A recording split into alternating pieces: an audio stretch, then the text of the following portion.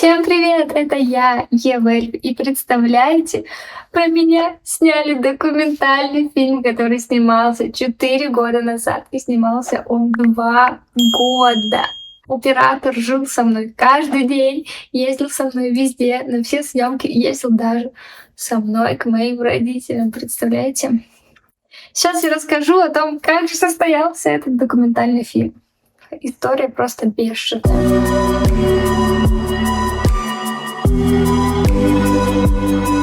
Что, друзья, пришло время собирать вещи. Боже, как я это ненавижу. Их так много. Я уже разобрала всю гардеробную. Вот уже один чемодан собран.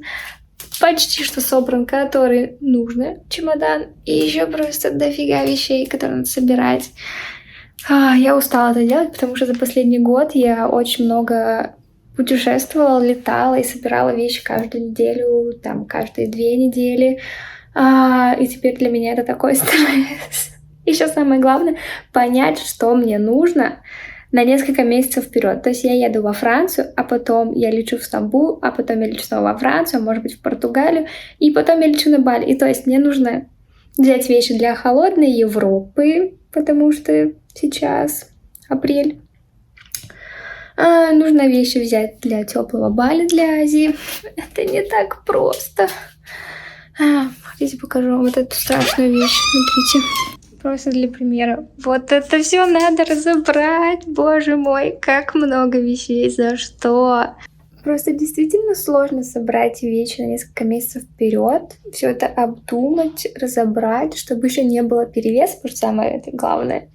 Постоянно у меня чемодан весит там 35 килограмм, хотя максимум можно 32, и мне в аэропорту приходится разбираться в чемодан, выкидывать вещи.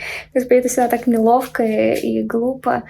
Самое главное, что я оставляю свою любимую штучку здесь. Мой любимый микрофон. Он остается здесь, потому что он до хрена весит, и я не хочу его тащить с собой. 14 minutes 30. Eh ben ça vous laisse le temps de prendre les journaux et peut-être même un petit café. Так, ну я в аэропорту иду регистрировать свой багаж и уже знаю, что придется платить за перевес. Потому что невозможно, чтобы в моей жизни не было перевеса в чемодане. Ну как мне нужно все свои вещи за всю свою жизнь уместить, конечно. Но в Америке, кстати, очень дорого всегда платить за перевес. И сейчас, я думаю, что это выйдет около $200. Вот. Буду держать вас в курсе.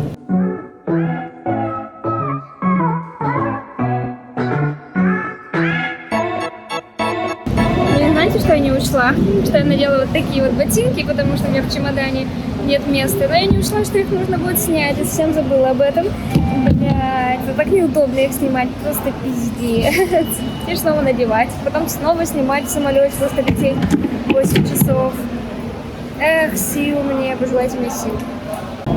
Все, я прошла паспортный контроль, сейчас жду самолет и маленький апдейт по багажу. Я заплатила $100, чтобы сейчас долететь до Вашингтона.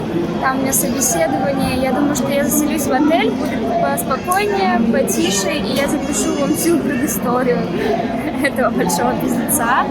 И потом я лечу в Париж. Сори, что правда.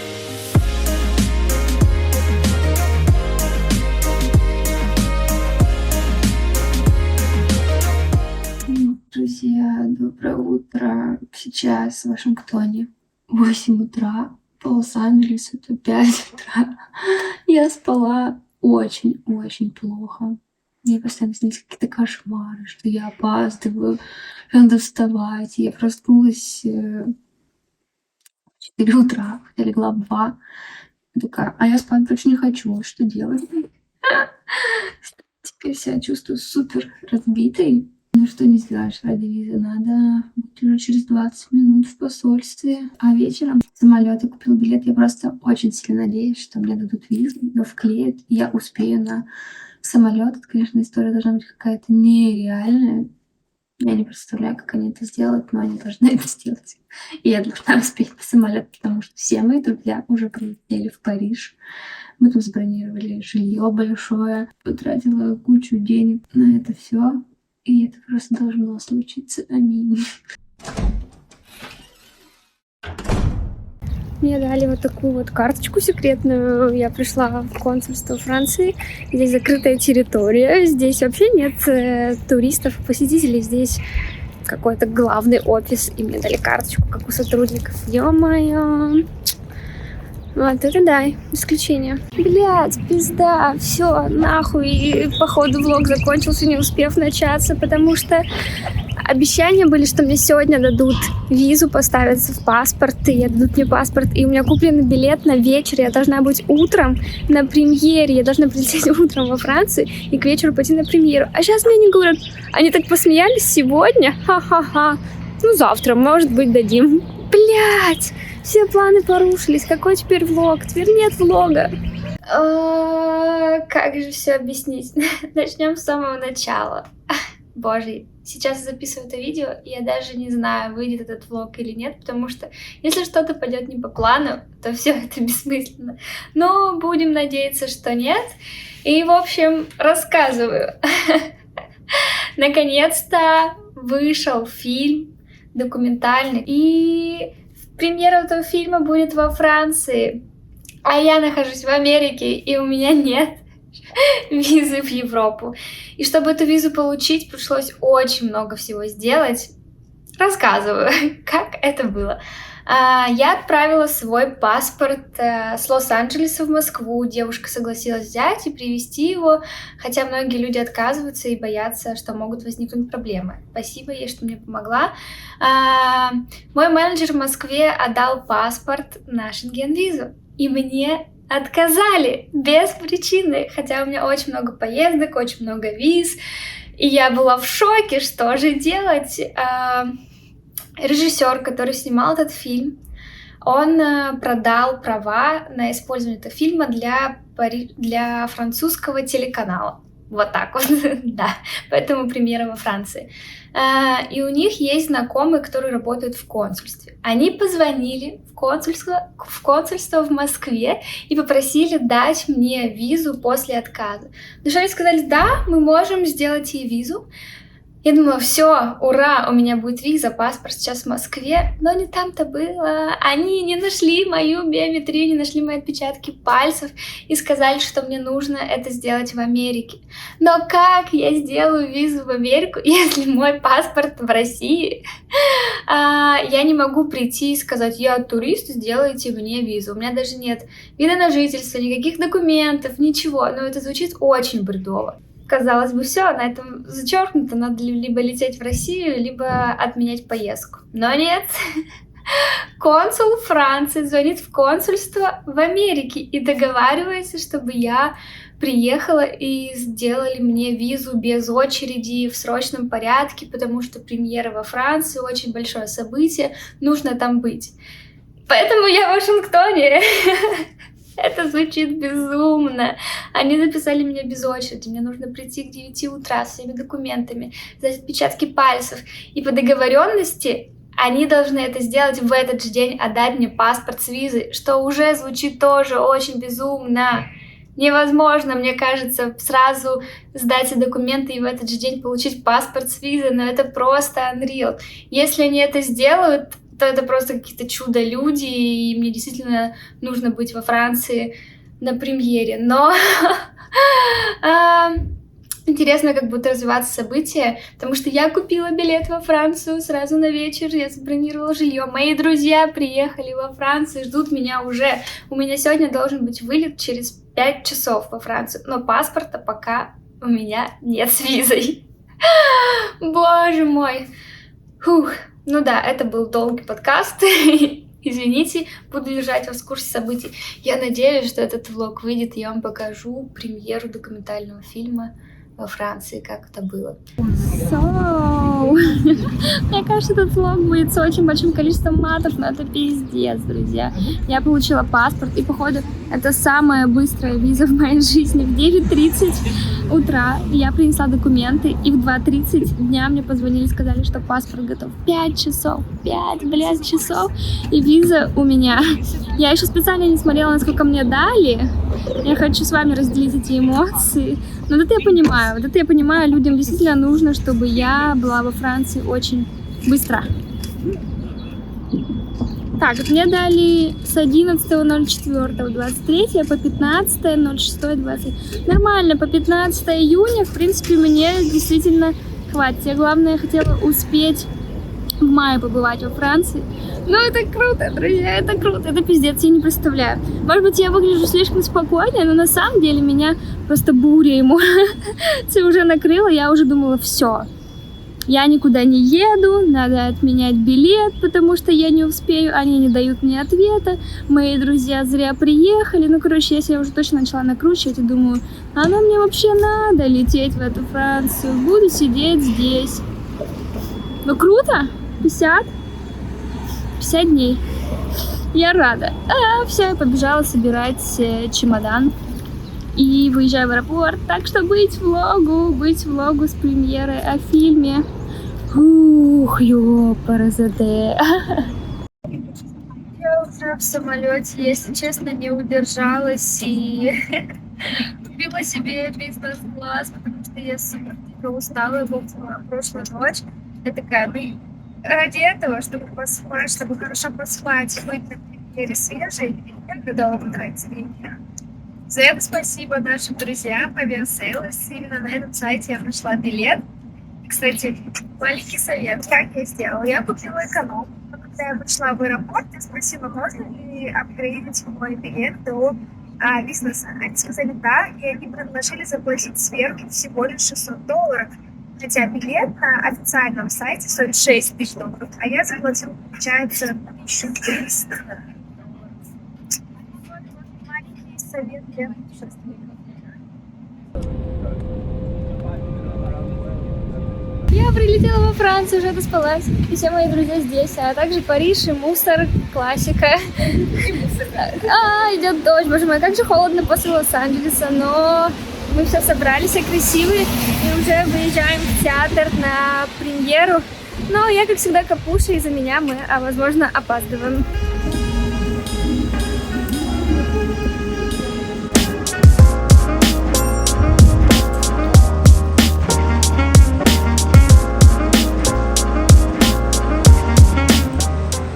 И что, я на месте, и здесь даже есть постер, потому что предпремьера была в Москве, и мои друзья писали здесь, и люди, которые смотрели этот фильм. Это так круто, так много людей пришло, я уже немного нервничаю, интересно посмотреть фильм, но маленький секретик, я его уже видела, а вот мои друзья остальные еще его не видели. Я думаю, что это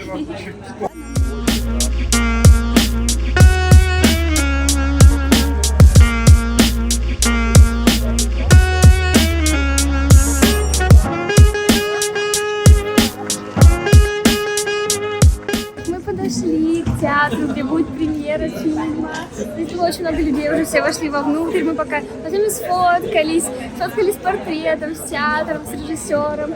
Там, кстати, Женя, режиссер фильма, он жил со мной практически год. Каждый день ездил к моим родителям со мной, ездил на съемки, в путешествия. Он был везде. Вот, поэтому результат фильма вот здесь.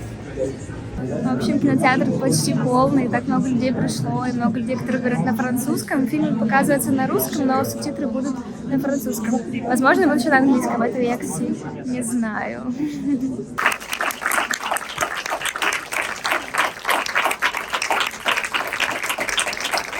Des dimensions de ce film, et évidemment aujourd'hui... Ce sujet, quand c'était simplement le commencement de l'histoire, quand Yulia et Artyom ont décidé de faire quelque chose. Bonjour, my name is Yulia.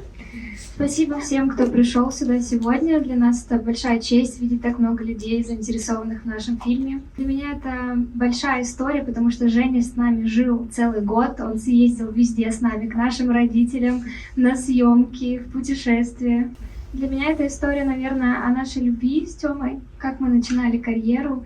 И действительно, наша главная идеология — это занимайтесь любовью, а не войной. Женя действительно нисколько не преувеличивает. Очень волнительно будет смотреть в первый раз этот фильм. Надеюсь, вам понравится эта часть нашей истории. Женя действительно стал очень близко к ней приблизился и стал практически частью нашей семьи. Уже в какой-то момент даже поднадоел. В любом случае, я очень рад сегодня здесь находиться, увидеть наконец этот фильм. Спасибо вам большое. Приятного просмотра. Je suis très contente d'être là ce soir, donc merci beaucoup et bon film.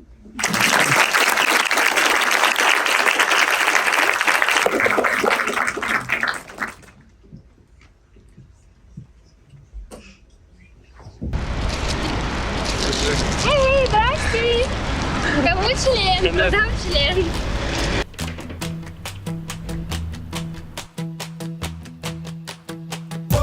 В нормальном обществе, не маргиналов и поганых, это вообще-то табуированная хуйня. Что в таком обществе живем? Мы снимаем в 100 километрах от Варшавы, Польша, на моей ферме. Ну это пиздец, тебя там, блядь, привяжут к столбу и пизда тебе. Здесь снимают порнуху, прям порнушную. Где надо, блядь, встать вот так вот, короче, там, блядь, на стул, сделать сальтуху и...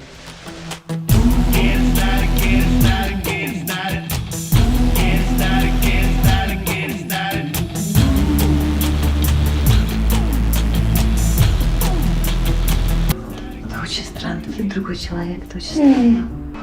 Я, кстати, удивлена, но моя мама оценила род вашей деятельности. Она прям сказала, блин, круто, типа, это очень смело. Она еще спросила, а они счастливы? Я говорю, блин, вы счастливы?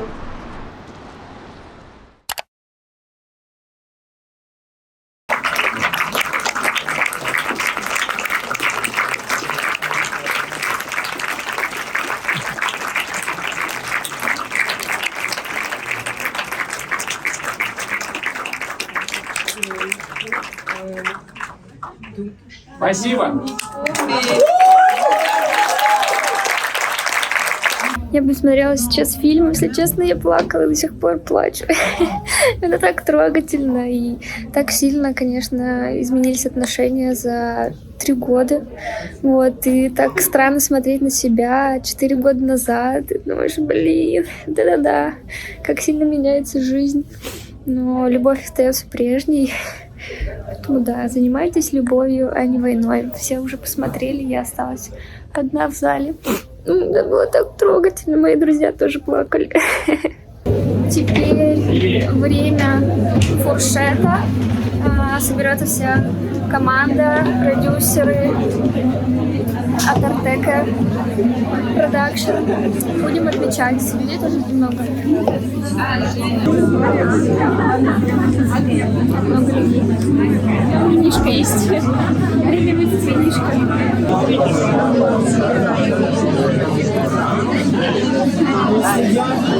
У тебя есть. Спасибо, Женя. Чирс. Спасибо. Вас поздравляем. Спасибо. Париж такой дождливый, так холодно после Лос-Анджелеса, но очень красиво, очень романтично. Я говорю спасибо всем, кто пришел посмотреть этот фильм. Это было невероятно и круто разделить эмоции со всеми людьми. Я плакала несколько раз. Спасибо. Спасибо вам, друзья. Я желаю вам всего самого наилучшего. Люблю вас. И будьте счастливы, что бы это ни значило. Ура! Хочу рассказать вам, как вообще произошло так, что про меня начали снимать фильм. Мне написал режиссер Женя. Он сказал, что он хочет снимать фильм про индустрию и что он хочет снимать несколько актрис сразу, каких-то пар. И вот он начал снимать сразу одновременно нескольких актрис на тот момент, и в том числе была я. Но он решил остановиться на мне, на моей паре с моим парнем, и снимать только нас двоих. И по итогу он хотел снимать фильм про индустрию, а вышло так, что он снял фильм про наши отношения, про нашу жизнь, то, как мы снимаемся, как строятся наши карьеры. И, в общем, это так прикольно, потому что я на самом деле нигде в своих социальных сетях ни разу не освещала этот фильм и не говорила про него. Он снимался еще до ковида, когда был Pornhub Awards, когда я ездила в Америку 4 года назад. В общем, интересные чувства. Интересные чувства, конечно же. По моему мнению, этот фильм больше все-таки про взаимоотношения людей в отношениях, которые находятся в этой индустрии, которые работают, чтобы показать, наверное, любовь с разной стороны, как вообще можно строить отношения, когда вы актеры фильмов для взрослых, как строятся наши взаимоотношения, к чему мы договариваемся. И для меня было интересно посмотреть на себя со стороны, как я изменилась, и, конечно же, на отношения. Они, естественно, сильно поменялись за эти 3 года. Про себя я что заметила, что я, наверное, стала более, не знаю, разговорчивой, более чувственной, потому что в фильме мне не хватало, чтобы я высказывалась на какую-то тему, и я прям вот знала все ситуации, конечно, которые в фильме, и я вспоминала, что ага, а я вот тут почему не высказалась, почему я не сказала что-то, потому что сейчас бы я точно выразила свое мнение или какое-то свое недовольство, и, наверное, я почувствовала, что я стала больше доверять каким-то своим внутренним ощущениям, своим чувствам и как-то больше следовать за собой. А 3 года назад я, наверное, была больше закрытым человеком. Это вот такая аналитика моего ощущения от фильма. Конечно же, я поплакала несколько раз, когда смотрела фильм, и я очень рада, что приехали мои друзья, поддержали нас и посмотрели фильм с нами. Это было прикольно. Но, честно, это был 2-й раз, когда я смотрю фильм, потому что 1-й раз мне режиссер показал его еще до премьеры, я его посмотрела, и они чуть-чуть изменили там пару кадров, но не сильно это повлияло. Вот такие дела. Круто, что влог состоялся. Все получилось задуманное. Пока на данный момент не знаю, когда фильм выйдет в сеть, но думаю, что скоро. И кто захочет, сможет его посмотреть. Вот такие дела. Пока влог монтировался, я узнала, что фильм можно посмотреть на фестивале в Москве 16 июня. Если интересно, я оставлю ссылку в описании, приходи, смотри. Но если ты из другого города, то не расстраивайся, потому что фильм совсем скоро появится в сети.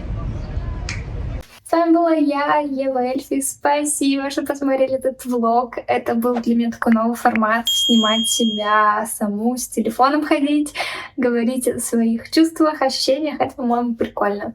Если вам понравился такой формат, пишите об этом в комментариях. Вот, я буду, может быть, почаще снимать такие влоги для вас. Более душевные. О, боже мой, ладно. Всем пока-пока.